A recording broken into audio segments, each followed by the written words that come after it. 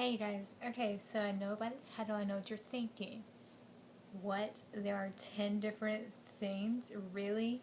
Yes, I had to think about them a little bit, but there are 10 different times that we all have to agree that we said, yay, Team Ross. I hope Ross gets through this, or like, I'm with Ross on this one. Time number 1 is when Ross decided to be a part of Ben's life. And he didn't have to, because Carol gave him the option, and that situation was just so weird and complicated altogether, because they broke up because she wanted a wife of her own. And Ross could have very well said, look, Ben will have 2 parents once you get remarried, I don't need to be a part of Ben's life, like, peace, like, I'm not having a kid. But he stepped up and was like, I want to be a part of this kid's life. And, that was really brave of him, because most men would be too scared and walk out and not have anything to do with it, but Ross was there for Ben. Number 2 is when Ross encouraged Carol to marry Susan.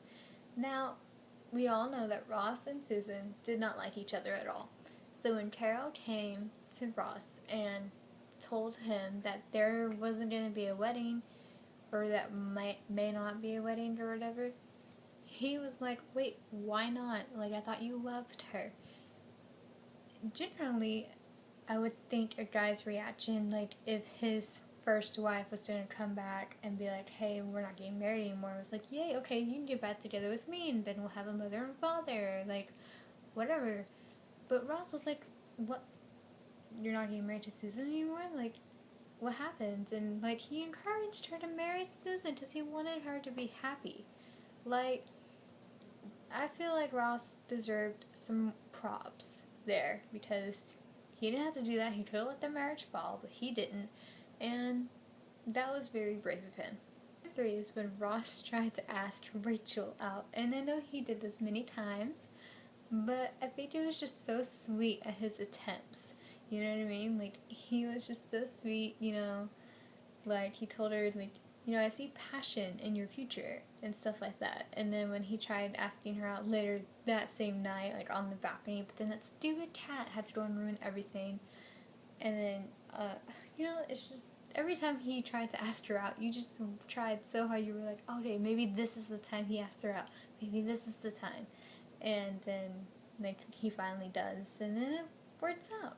When Ross encouraged Joey to tell Rachel how he felt about her, I felt like that was very big of him to do, because for me, I don't think, like, me watching it, when Joey had feelings for Rachel and Ross hadn't dated in several seasons, so I didn't feel that Ross had that upper hand that I guess is the right word to use, like, all the friends were having, that they were saying, like, Joey, what about Ross? Like, what about Ross? They hadn't dated in forever. Ross had been married since then. Like, really? Really? You're gonna make Joey go through Ross to get to Rachel? Like, I didn't like it. But, when Joey went up to Ross and was like, this is how I feel, and haven't said anything yet, I'm not going to do anything until I know you're okay with it, which I kind of guess guy code, that in that sense, maybe. But, I don't, but when Ross did finally go to be like, okay, you need to tell her how you feel, I was like, good for you, telling him that he needs to go talk to Rachel.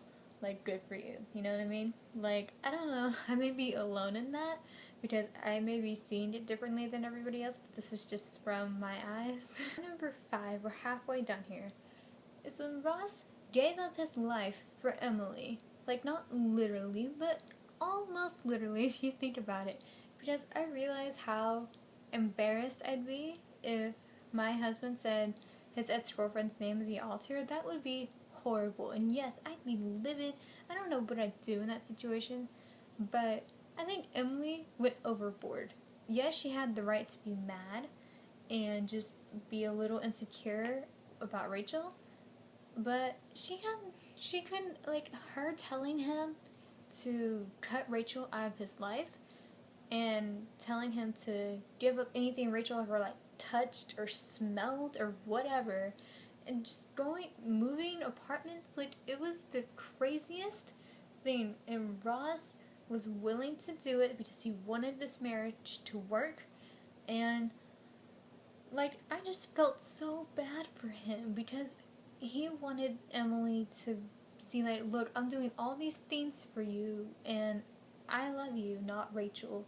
And I can't even really remember what happened with that, because I do know that they finally did get, like, divorced. But I never really understood why she made him do all these things and then they get divorced anyway. I was so mad about it. But I felt so bad for Ross because he's trying so hard. He's doing all the stuff Emily tells him to do, and she's still being a big brat about it. And I was like, Emily, okay, you're allowed to be mad, but you can't make him give up his whole life, switch apartments just as Rachel had been there. It was ridiculous. But you have to admit you felt for Ross.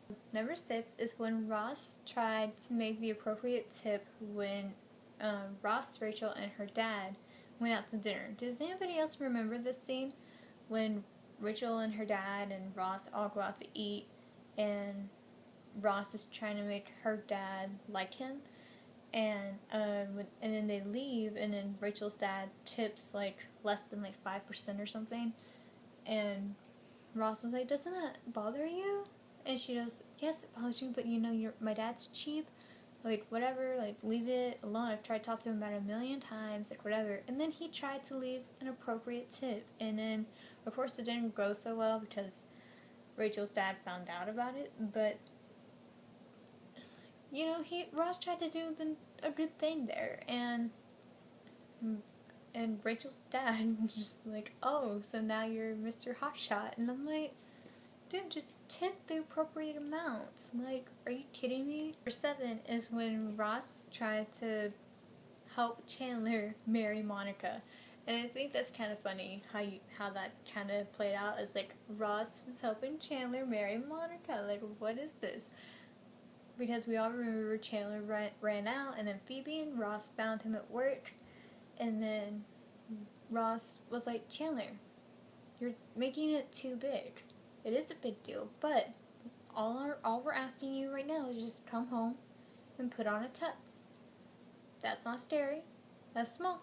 You can do that." And like, he was really good about it. Like, he didn't want to see his sister hurt. He didn't want to, he liked them together. Like, after he realized that they actually did like each other. I remember when he did find out about Chandler and Monica. That was funny. But no, like, when he did realize how good they were together and stuff, and so now he's sitting there helping Chandler out, like, dude, marry my sister, and I thought he did really well with that. Number 8 number 8 is when Ross got Phoebe her first bike. I thought that was so sweet because I feel like Ross and Phoebe have that father-daughter relationship almost, and it's so cute. I love it together. Like, I love them. And when he got her that bike, like,